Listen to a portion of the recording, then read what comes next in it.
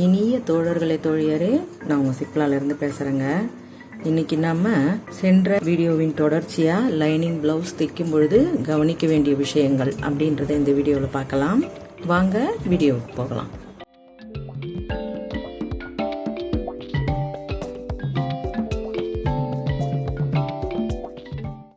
இந்த வீடியோவில் கை தைக்கிறத பற்றி உங்களுக்கு நான் சொல்லித்தர போகிறேன். கை தைக்கும் பொழுது சில நேரங்களில் நமக்கு லைனிங் கிளாத்து குறைவாக இருக்கும் பட்சத்தில் அதை சின்னதாக ஒரு அட்ஜஸ்ட்மெண்ட் எப்படி செய்யறதுன்றத சொல்லித்தரேன். இப்போ இந்த ப்ளவுஸில் நமக்கு லைனிங் கிளாத்து ஒரு பக்கம் சரியாக இருக்குது, இன்னொரு பக்கம் ஒரு அரை இன்ச்சுக்கும் மேலே குறைவாக இருக்குது. இப்போ இதுக்காக நம்ம எப்படி இதை ரெடி பண்ண முடியும் அப்படின்னா, இந்த மாதிரி நம்ம வெட்டினதில் இருக்கக்கூடிய மீதம் கிளாத்லேயே இதை நம்ம சரி பண்ணிடலாம். அதுக்காக நம்ம இப்படி எடுத்து, சில பேர் இப்படியும் செய்வாங்க, நேராக இப்படி போட்டுட்டு இதை சீராக வெட்டிட்டு இந்த இடத்துல ஒட்டு கொடுத்துப்பாங்க. நான் உங்களுக்கு அதை விடவே இன்னமும் எளிதாக ஒரு முறையை இதில் சொல்லித்தரேன். இந்த மாதிரி, அதாவது உங்களுக்கு இந்த ஃபுல் லென்த்துக்கு கொடுக்கக்கூடிய கிளாத்தை விட இந்த லென்த்துக்கு ரொம்பவே ஈஸியாக கொடுத்துட முடியும். அதுக்காக இந்த மெத்தடை நீங்கள் தேவைப்படும் பட்சத்தில் நீங்கள் இதை செஞ்சுக்கலாம்.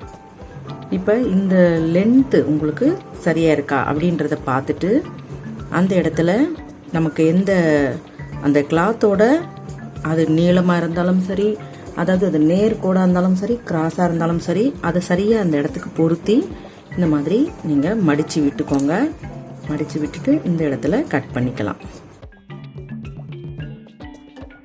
இப்போ நம்ம இந்த கிளாத், அந்த லென்த்துக்கு பொருத்தமாக இருக்கக்கூடிய ஒரு கிளாத்தை எடுத்து, நம்ம ரெண்டு கிளாத்தும் ஒன்றாவே இருக்கட்டும், அதாவது தையல் அடிப்படாத மாதிரி அதை மடித்து வச்சுட்டு இந்த இடத்துல நம்ம ஜாயின் பண்ணிக்கலாம். அதாவது குறைவாக இருக்கக்கூடிய துணியில்.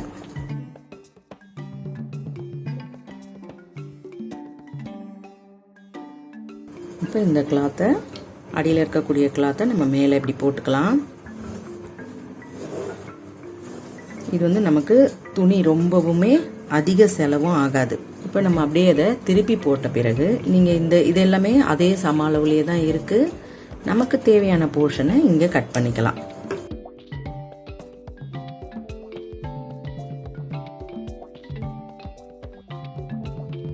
இப்போ நம்ம கைக்கு உண்டானதை அப்படியே ஜாயின் பண்ண போகிறோம்.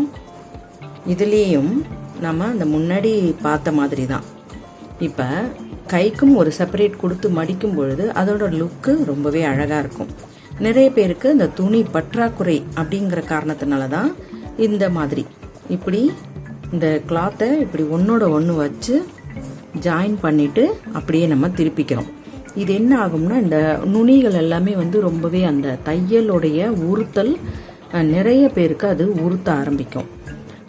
அதாவது டிசைன் எல்லாம் நம்ம வச்சு அது மேலெல்லாம் ஃபினிஷ் பண்ணும்பொழுது அந்த இடமே அந்த ஒரு தடிமனான ஒரு போர்ஷனாக இருக்கும்.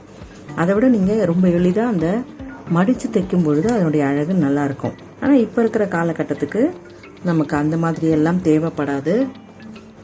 நம்ம இந்த மாதிரி தான் மடித்து அப்படியே திருப்பிக்கிறது தான் செய்கிறாங்க. சில பேர் இன்னமும் ஒரு மிகப்பெரிய தவறை செய்வாங்க. நான் நிறைய ப்ளவுஸில் அதை பார்த்துருக்கேன். அதாவது லைனிங் கிளாத்து தேவையான அளவு சரியாக எடுத்துட்டு மேல் கிளாத்தை 1 இன்ச்சு எக்ஸ்ட்ராவாக வச்சு அதை இப்படி மடித்து தைப்பாங்க. அது சுத்தமாக ரொம்ப ரொம்ப தவறான ஒரு விஷயம். இப்படி மடித்து இந்த இடத்துல ஹெம்மிங் பண்ணி விட்டுடுவாங்க. இது மாதிரி செய்யும்பொழுது லைனிங் கிளாத்து போடக்கூடிய அந்த பர்பஸ்ன்றதே அதில் இல்லை. ஏன்னா லைனிங் கிளாத்துன்றது வியர்வையை உறிஞ்சக்கூடிய காட்டன் துணி.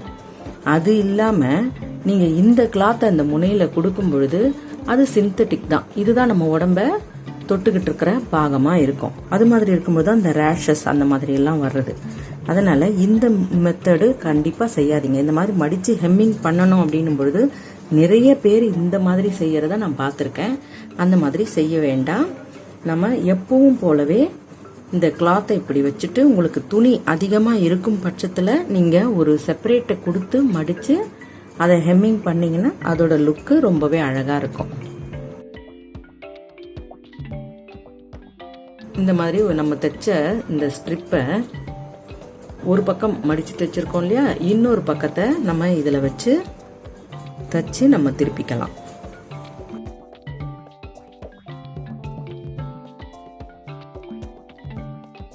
இதை ஒரு படி தையல் போட்டுக்கலாம்.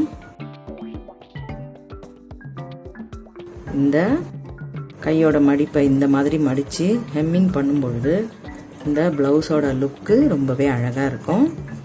அது மட்டும் இல்லாமல் நீங்கள் கையை ஏற்றும் பொழுது நம்ம உடம்போட ஃபினிஷிங் எல்லாத்தையும் பண்ணிட்ட பிறகு தான் நம்ம கையை ஏற்றுவோம் இல்லையா, அப்போ நம்ம ஏற்றும் பொழுது நீங்கள் அந்த நேரத்தில் உங்களுக்கு தேவையான இந்த முன்பாகத்தை நம்ம வெட்டி கழிக்கிறத கழிச்சுக்கலாம். முன்னமே நீங்கள் கழித்து வச்சிட்டிங்கன்னா சில நேரங்களில் தவறுதெல்லாம் நம்ம கையை ஏற்றிட்டோம்னா உங்களுக்கு அதை பிரிக்கிறது ரொம்ப பெரிய சிரமமாயிடும். அதனால் ஒரு முறையுமே நீங்கள் அந்த ஸ்லீவில் இந்த முன்பக்கம் கழிக்கிறத சரியாக அதை ஏற்றுற டைமில், ஏன்னா நம்ம தொடர்ச்சியாக வீட்டில் தைக்கிறவங்களா இருந்தால் தொடர்ச்சியாக இதுலேயே உட்காந்துட்டு இருக்க மாட்டோம். எழுந்து இடையில ஏதாவது வேலை செஞ்சுட்டு வரும்போது சின்ன ஒரு குழப்பத்தில் கூட நம்ம மாற்றி ஏற்றுறதுக்கான வாய்ப்புகள் உண்டு. அதனால் நீங்கள் அதை செய்யுங்க. இப்போ நம்ம இந்த ஸ்லீவை ஏற்றும் பொழுது இந்த முன்பாகத்தை கழிக்கிறது இந்த டிசைனை பொறுத்து நம்ம கழிச்சுக்கலாம். இப்போ நீங்கள் இது உங்களுக்கு லெஃப்ட்டில் வச்சோம்னா இந்த டிசைன் எல்லாமே பின்பக்கம் போயிடும். அதனால் இதை ரைட்டுக்கா அப்படின்னு சொல்லி நம்ம இப்படி கழிக்கும் பொழுது இந்த டிசைன் உங்களுக்கு வலது பக்கத்தில் முன்பக்கத்தில் இந்த டிசைன் தெரியும். ஓகேவா? நம்ம தொடர்ச்சியாக அடுத்த வீடியோவில் முன்பக்கத்தில் எப்படி தைக்கிறது, ஷேப்பெல்லாம் தைக்கும் பொழுது அதில் என்னென்ன நம்ம கவனிக்க வேண்டிய விஷயங்கள்ன்றதை பார்க்கலாம். இந்த வீடியோ உங்களுக்கு பிடிச்சிருந்தா லைக் கொடுங்க, கமெண்ட் கொடுங்க, ஷேர் பண்ணி சப்ஸ்கிரைப் பண்ணுங்கள். பெல் ஐக்கான் அழுத்துனீங்கன்னா நான் போடுற வீடியோஸ் உங்களுக்கு தொடர்ச்சியாக கிடைக்கும். மிக்க நன்றி. வணக்கம்.